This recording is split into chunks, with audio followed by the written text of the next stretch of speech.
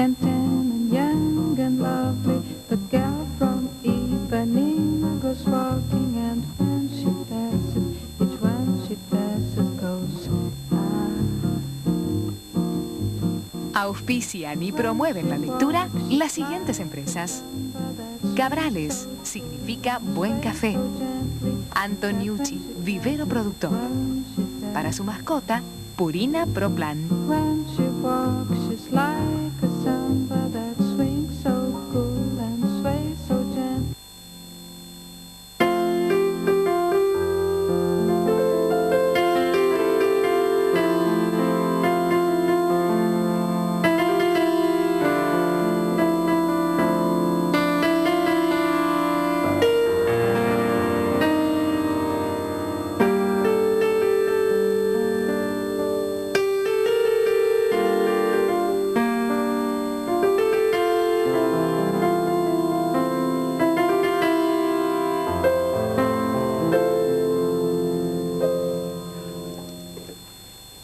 El libro que te voy a recomendar hoy, que quisiera que leas,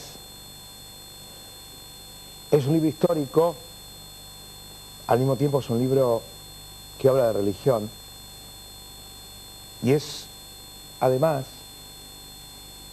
un descubrimiento de la crónica absoluta de la noche de la muerte de Jesús y lo que ocurrió 700 años antes y 2000 años después.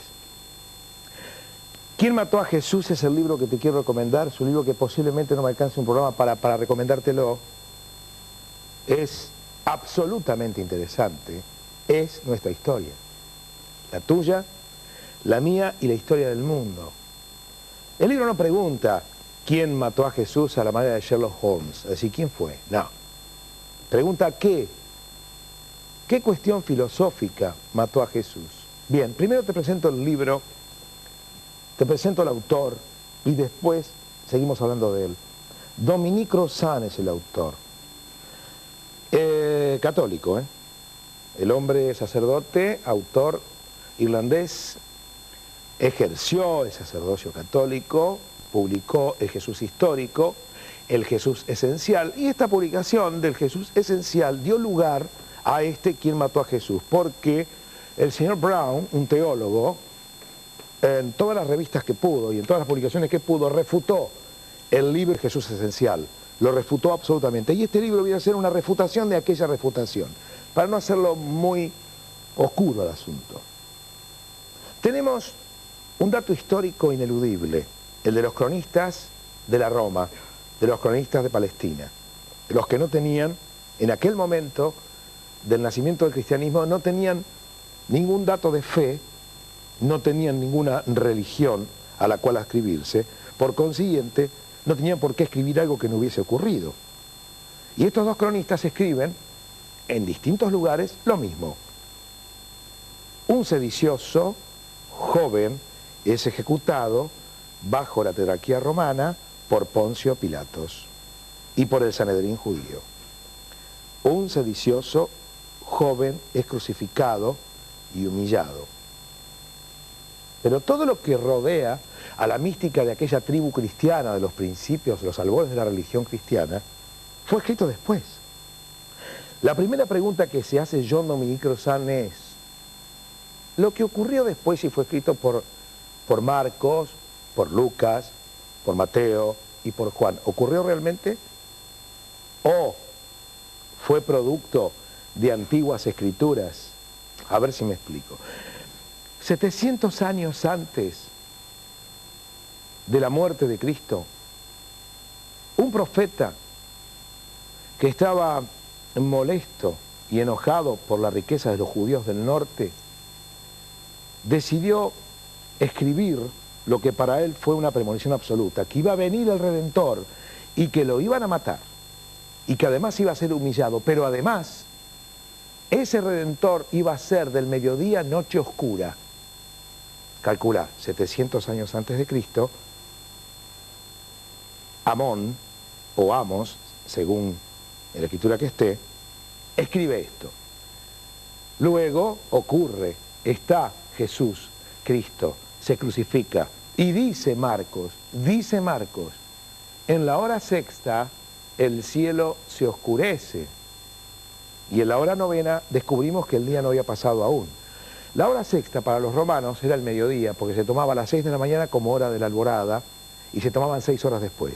Las 12 era la hora sexta. A esa hora, según Marcos, el primero de los escribas, dice que el cielo se oscureció completamente. Bien, la primera pregunta de Dominique Crozan, el autor del libro, es: ¿Marcos escribió eso porque lo dijo Amos 700 años antes para que se cumpla aquella profecía, o realmente se oscureció el cielo?